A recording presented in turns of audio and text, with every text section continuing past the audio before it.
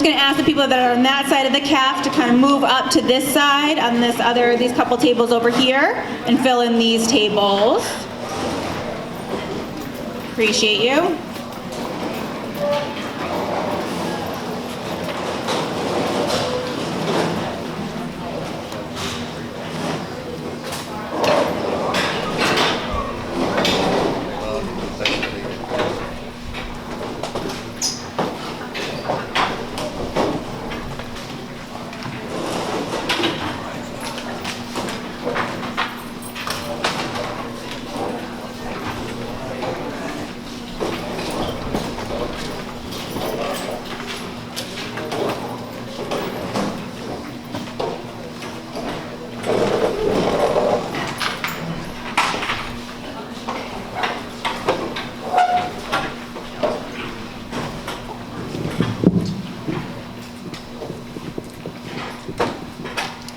Okay, awesome. Thanks everyone for moving around. So I'm going to go over some things pretty quickly as kind of like an overview. Each of you and your children have their own specific plans and questions that they may have or things that apply to them. So this is really just kind of an overview for everybody. And we don't have too much time together, so I'm going to go through things quickly, but if you have any questions or anything, try and jot them down somewhere. There is also a survey at the end for questions, and you can hang around after too, and I will also be available for questions at that point also. All right. So one of the first things to be talking about is your graduation requirements. I'm sure all parents want to feel secure that they are going to be watching their child graduate in June.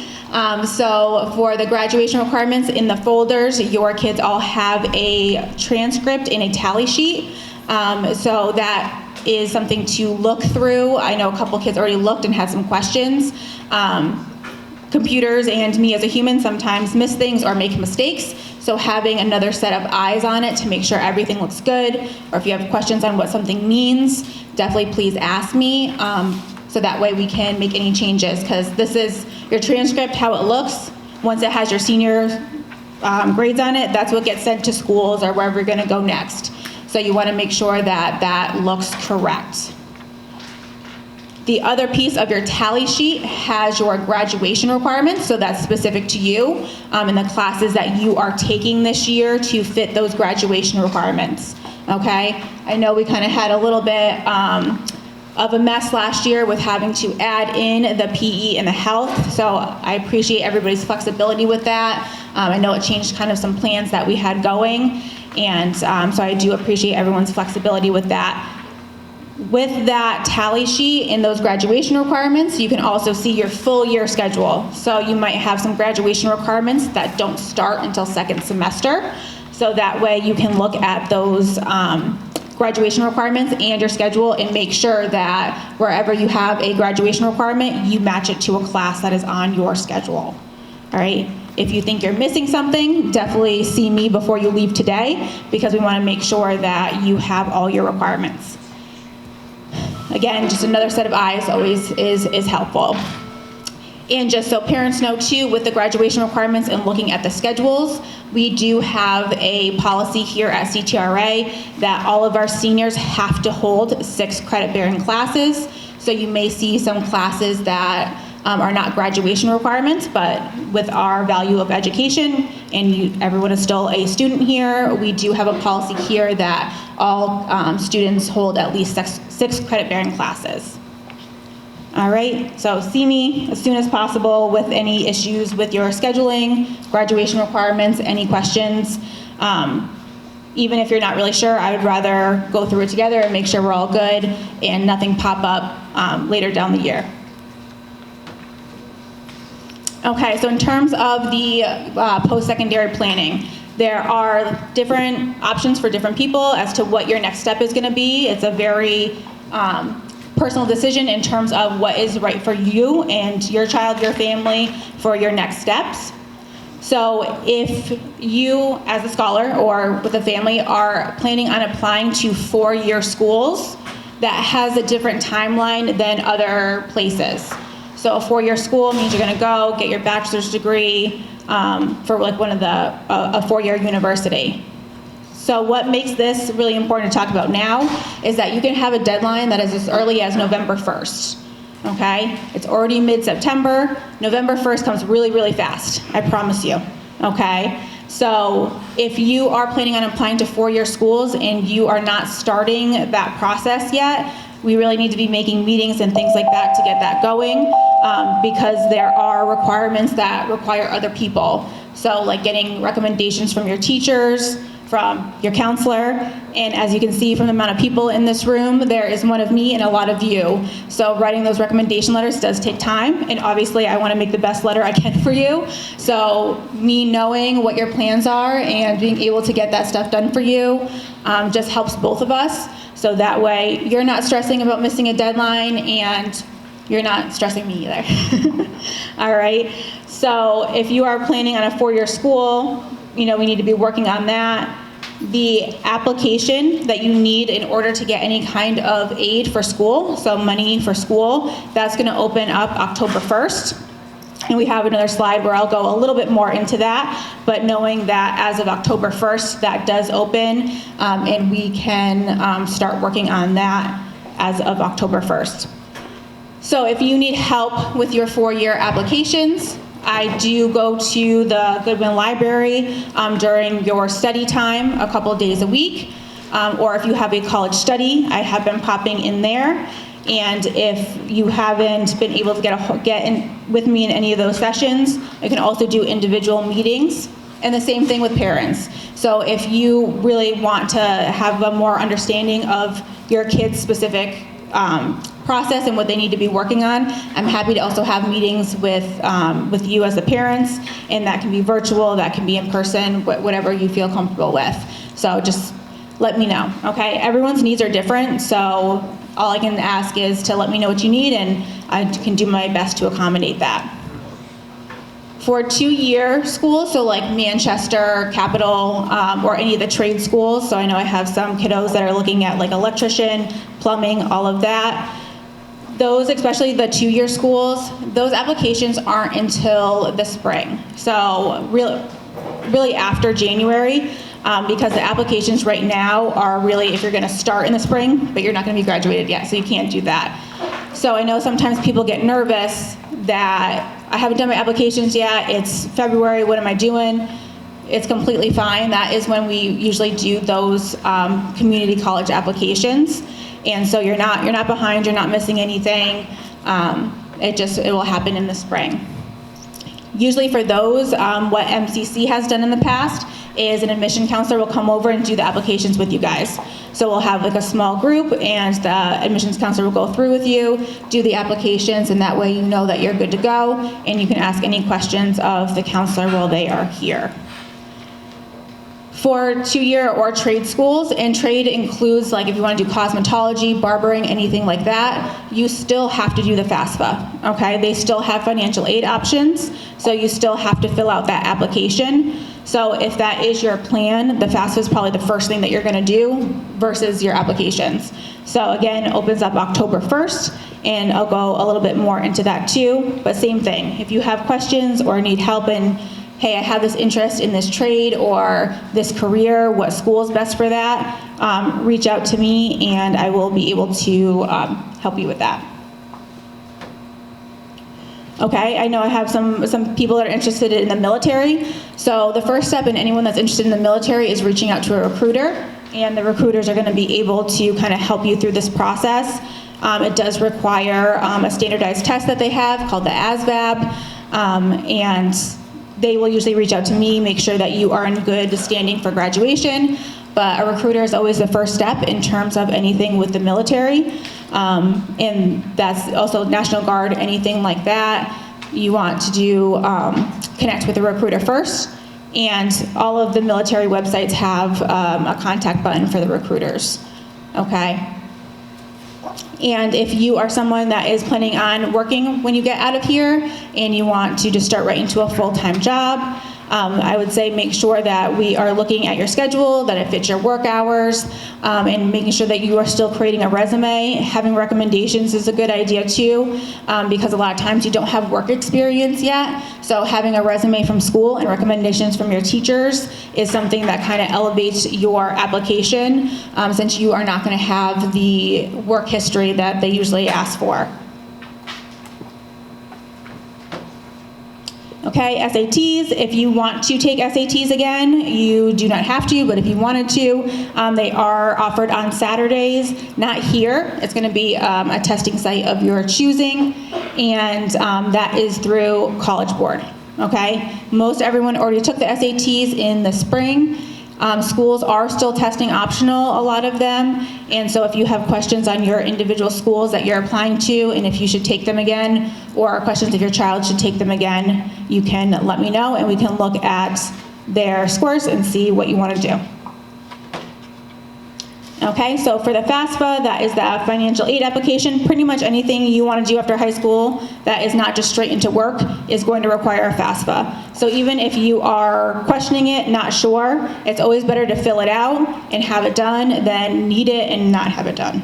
Okay.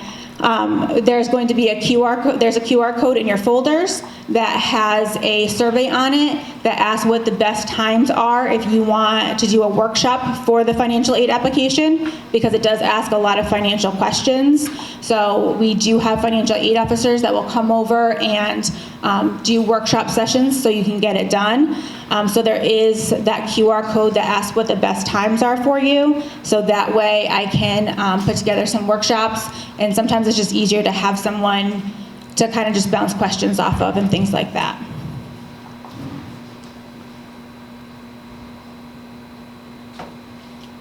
All right, and then one of the next celebrations we're going to have together is going to be Decision Day. It is technically May 1st, but we celebrate on April 28th because we're different like that. But what it is May 1st is when you have to make a decision to your colleges.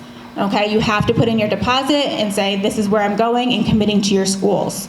All right, May 1st is that deadline. So what we do is we have an assembly the Friday before where we celebrate all of your decisions, and we have the underclassmen and usually the middle school and some of the elementary kids come over and celebrate you because you deserve to be celebrated. It is a long process, and this is really all your hard work coming together. So that will happen. Parents are always invited to that also, and it's just a fun time to celebrate your decisions. All right, so just last for me, reminders, keep me in the loop and ask questions. I don't know what's going on if you don't tell me what's going on. So if you have questions and you just feel stuck, let me know, okay? And then let me help you, and we can figure it out. There's a lot of decisions to make. This is probably one of the first really, really adult decisions you have to make according, for the next step of your life, and it is a lot, and it can be overwhelming, but we all get through it together, and having each other as a support in your families and me, we make it through. Make sure you are checking those emails regularly, okay? That's where I send your scholarships. When colleges are coming to visit, all that comes in through your emails, so you need to be checking your emails regularly. And then my contact information is in that folder. So it has my email address, it has when I'm at school, and it also has my Google Voice number. So that way, if it's easier for you to text or anything like that, you can do that through that Google Voice number, okay? So in the folders, there's the QR code to scan to take the survey for the timing, my information, some open houses that are coming up for the state schools. So if you want to get on campus and see some schools, the open houses are a great way to do that because they really kind of pull out all the stops of clubs and activities. And the other thing that I mentioned in the folder is a green transcript release form. Some of you have already signed this for your kiddos, or scholars, you've already handed it in. I need this from every single family, so that way, whatever your child wants to do after high school, I can send their information. And the last one is a lunch form. I know lunch has been free for everybody for the past year, but we do use the free and reduced lunch as eligibility for getting waivers, meaning you don't have to pay for your college applications. So if you haven't filled that out in a couple years and you do know that you qualify or think you might qualify, please fill that out and give that back to me, so that way your child will be able to do fee waivers and won't have to worry about paying for those applications. Okay. All right, so I know that was a lot and really quick, and like I said, it was just an overview. Definitely write down any questions you might have, and that survey will also give that to you, okay? So I'm going to pass this over to Mr. Ramirez to talk about attendance and what that looks like this year. Do I have a slide too? You don't. All right. This is your slide. This is your slide. Good morning, everyone. So this year it's the same as how it's been for the past 4 years. You guys are seniors now, and it's been the same since you were a freshman. We abide by the state laws, which is if you miss, the state allows you to miss up to 9 days. After the 10th absence, it needs to meet the criteria list. So a death in the family, God forbid, or a funeral, severely sick, religious holiday. After that, we'll sit down and see if your absence is truly excused. So 10 and over, you possibly will lose credit. You need 25 credits to graduate. That's why I'm so on top of you guys. Like, come to school, even in Anchor and Advisory, come to school, because Anchor is, you probably don't know this, but it's 0.25 credit. Each year you get that 0.25 credit that adds up to 25. So I'm not just hounding you guys for no reason. You know, I have a passion for education, so I want you guys to come to school. One thing, vacations aren't excused. So from 1 to 9, like I said, the state only allows 9 days. Do vacation within those 9 days. After that 9th day, we're probably not gonna excuse that. You know, like, you got to come to school. Even doctor's appointments. If you can do doctor's appointments after school, please do that. If you do it during school, you know, try to come after. But if you go into the doctor's appointment at 9 o'clock and then don't come after that, you know, you got to be honest with yourself that, you know, we're probably not going to excuse that, you know. But for the most part, we try to be flexible and, you know, come. You know, if you got something going on, just talk to us. And but I'm really truly on top of you guys. I want you guys to graduate. I don't want you guys to do another year like in the past. There's been, unfortunately, some scholars that do a 5th year because they missed so much days of school. So I also talk to that. So the state defines absences by 2 ways: chronically absent, which is unexcused, excused, and suspensions. But that's only up until 9 days. After that, it's unexcused, which is truancy. So truancy, you know, I've done this in the past, unfortunately. I have to call DCF, and I don't like doing that, you know, but there's checklists that we have to do as educators in Connecticut. So just come to school, guys, and graduate on time, please. I don't want you to do another year or lose credit just because you didn't want to miss the bus. Even missing the bus, man, I'm not going to excuse that. You got to wake up on time, you know, driving.